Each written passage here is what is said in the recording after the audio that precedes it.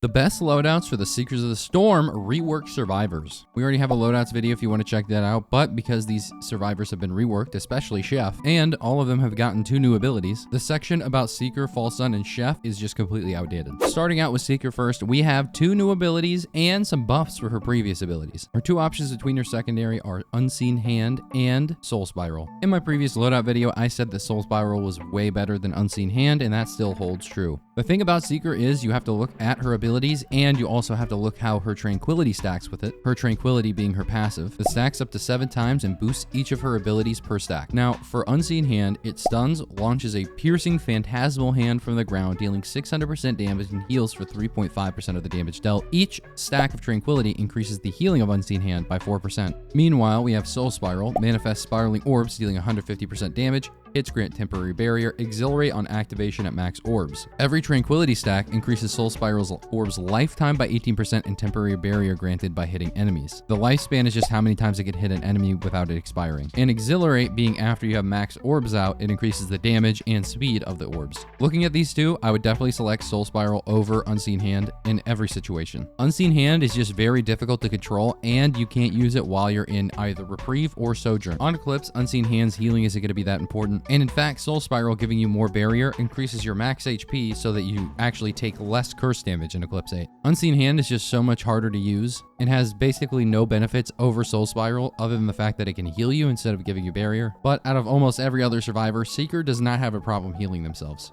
This one goes to Soul Spiral. Now for her utility, we have Sojourn and we have Reprieve. Sojourn, take flight and explode, dealing 500% damage, exchange 25% health per second for increased damage, and this increased damage is 500% each second you're in Sojourn after the first 2 seconds because there's a slight grace period where you're not taking damage. Each Tranquility stack increases Sojourn's explosion radius by 0.5 meters. Shit, I'll show you 0.5 meters. Reprieve for alternate utility gives you a barrier, and instead of taking damage per second you're in flight, you slowly lose barrier, and once you either lose the barrier or hit something, you create a cyclone that heals you and allies, sucks in enemies kind of like the Primordial Cube, that does 200% damage and increases in healing and damage based on your time spent flying. It's much harder to control than Sojourn, and you can take damage while you're in it. So pros and cons of Sojourn versus Reprieve. Sojourn does way more damage. You're invulnerable to damage while inside of it, meaning you can take Blood Shrines or Void Cradles without taking any damage to yourself. It stuns, and it's easier to control. Its cons are, it deals damage to you over time, making it very annoying to deal with on Eclipse. It's like a slight shock to your balls every time you take damage from your Sojourn, and it's pretty slow, the speed decreasing the lower your HP is. Whereas for Reprieve, some of the pros are, it doesn't do damage to you, it's much faster, it can suck in enemies so you can do easy AoE damage, especially if you pair it with Palm Blast, and you can even knock enemies off the map with it. It also messes with Mithric's moveset a little bit, making the fight easier,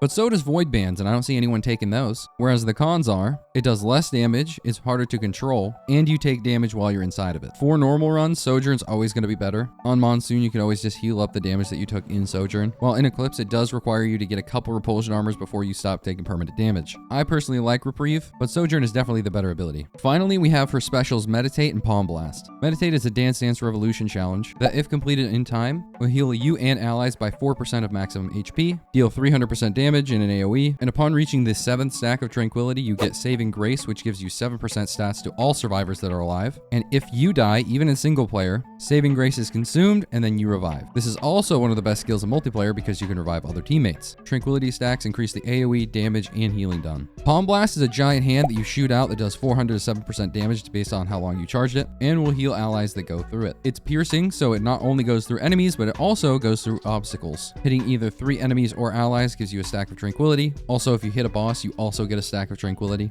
And each stack of Tranquility increases the hand size by 15, damage by 250%, and healing done to allies. First off, Meditate is going to guarantee be the best skill, number 1. It's the easiest way to gain stacks of Tranquility, which boosts all of your other abilities, and it also gives you Saving Grace, which is not only just the 7% stats to everyone on your team, but it also gives you a free revive every stage, and if you're playing with other people, it means you can revive your friend who always keeps dying. Not to mention the fact that AoE and the damage it does is pretty potent. Not gonna lie, even though Palm Blast is supposed to be the damage ability, I think Tranquility actually does more. The cons of this ability are having to do the timed Dance Dance Revolution thing, so if you're a boomer, that's not that fun. As for Palm Blast, it is just a lot of fun. That's the main pro here. It does a decent amount of damage and heals, but it's much harder to stack Tranquility with Palm Blast early game because there's just not a lot of enemies that line up enough that you can multi-hit 3 of them. And you lose the stats plus the revive. The only time you should ever be using Palm Blast is if you're in a party with another Seeker and they're using Meditate. Just being honest. Now let's talk about the False Sun. Starting out with the secondaries, we have Lunar Spikes and Lunar Stakes. Lunar Spikes is his old default ability. You apply Lunar Ruin, which gives a debuff to enemies that makes them take more damage. And it's agile, meaning you can shoot the spikes while you're running. Each spike does 200% damage, and you gain more Lunar Spikes through growth. And you start with 4. As for Lunar Stakes, you only start with 2. That's because Lunar Stakes counts as 2 Lunar Spikes each. It still applies Lunar Ruin, however, it fires a piercing, lightning-infused Lunar Stake for 300% damage, which calls down a lightning strike that will target enemies and apply another stack of Lunar Ruin. The pros for Lunar Spikes are that you get more of them, you can shoot them while sprinting, and you can shoot them a lot faster by just holding down your secondary button. They also have a 4-second cooldown compared to the 12-second cooldown of Lunar Stakes, so you get to use them more often. The downside is they do less damage than Lunar Stakes, and their sound isn't as cool. For Lunar Stakes, the pros are you can inflict up to 3 stacks of Lunar Ruin by simply aiming at the ground when you're shooting at an enemy. That way the lightning strike that is called down will call down on the ground and on the enemy, striking them both, applying 3. It does a lot more damage and allows you to burst down enemies quickly. The cons to Lunar Stakes are they are more tedious to use and they have a longer cooldown, almost triple the amount. This one's more of a user's choice because Lunar Spikes do have their place, and they're kind of more fun to use in some circumstances. But Lunar Stakes allows you to burst down enemies like the False Sun, like Mithrix, and when paired with his alternate special, really allows you to chunk down enemies. I prefer the Stakes, but I can see why people would use Spikes. As for False Sun's utility skills, we have Step of the Brothers and Meridian's Will. Step of the Brothers is a lot like Mercenary's Dash. You get a little invulnerability at the beginning. You get 2 charges, it does 200% damage, and you can go through enemies. Meridian's Will is a teleport that stuns, pulls in nearby enemies, it does 150% damage, but more importantly, triples your passive benefits for 4 seconds with growth increasing this duration. The pros for Step of the Brothers are definitely the fact that you can move around the map easier, it has far better mobility, and you can use your Club of the Forsaken and Laser the Father while you're using Step of the Brothers. The pro of Meridian's Will mainly comes from tripling your passive benefits, which for example gives you 5% movement speed and 2.5 health regeneration per use spike. Since you start out with 4, you multiply this by 4, so 20% movement speed and 10 health regen. With Meridian's Will active, you now have 30 HP regen and 60% movement speed, and that's just as soon as you spawn in the game. It gets really crazy the more growth you have. The cons for Meridian's Will is obviously that you don't get as much mobility, and personally, I always use Meridian's Will because I like being the terrible monstrosity that is the False Sun, out-damaging and out-tanking Mithrix, or my corrupted counterpart. But if you prefer mobility, you're definitely going to want to use Step of the Brothers. Now for a special, we either have Laser the Father or Laser Burst. Laser the Father either does 240% up to 1400% damage for 4 seconds, depending for how long you charge it, and will refill Lunar Spikes while you are using it. The duration increases with growth. Laser Burst, the alternate special, fires a piercing laser, yes it finally pierces, and goes through walls for 1250% damage, refilling 50% of your Lunar Spikes, and increases in stock by growth, meaning you get multiple uses the more growth you have. Should be about every 4 Lunar Spikes. Now the pros for Laser the Father is it does a good job clearing out aerial enemies, which is a weakness for False Sun since he's a melee survivor, and even though it has a 0.45 proc coefficient, it can proc items like Ukulele a lot, just because of the nature of how fast it shoots. And since now you can use your dash while firing your laser, you're less at risk of dying due to the lower move speed you have while charging it. One of the biggest cons for using a Laser of the Father is it doesn't really work with this kit much. It takes 2 seconds to fully charge the laser, and Lunar Ruin only lasts for 5 seconds, meaning you have 3 seconds before you lose the Lunar Ruin debuff. Laser Burst, however, works really well with his kit and can proc things like Ronald's and Kajaro's Bam, with the whopping 1250% damage, making things like Ronald's, Kajaro's, and Crowbar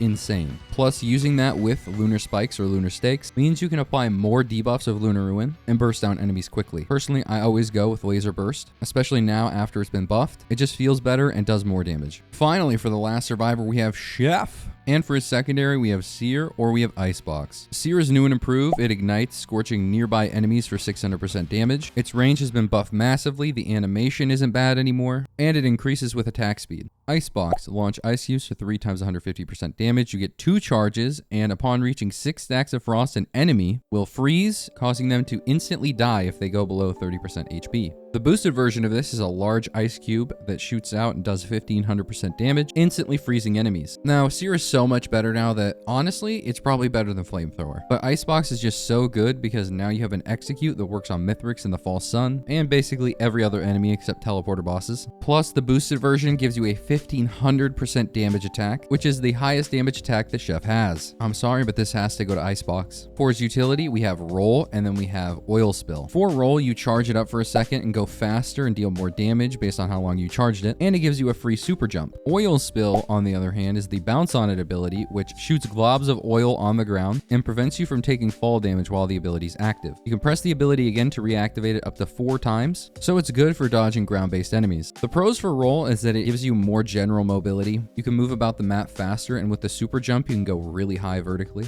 However, on Eclipse, this is dangerous because it can cause you to die from fall damage, and if you use it in the air, you can use the jump that it gives you to dodge fall damage. And finally, there is the weirdest Mythic skip ever, which allows you to just super jump to Mythics if you charge it up. For Oil Spill, you lose a lot of that general mobility. You're still kind of a slow character, but you can no longer take fall damage while Oil Spill is active, and you can use it as a pseudo Hopu Feather while you're fighting enemies. And you leave the oil on the ground, which makes it really good for spreading your debuffs, either Seer or Icebox for fire or freeze. I personally always use Oil Spill for the fall damage and for spreading the debuffs, but I can see why people would use Roll. Now for his specials, we have Glaze or Yes Chef.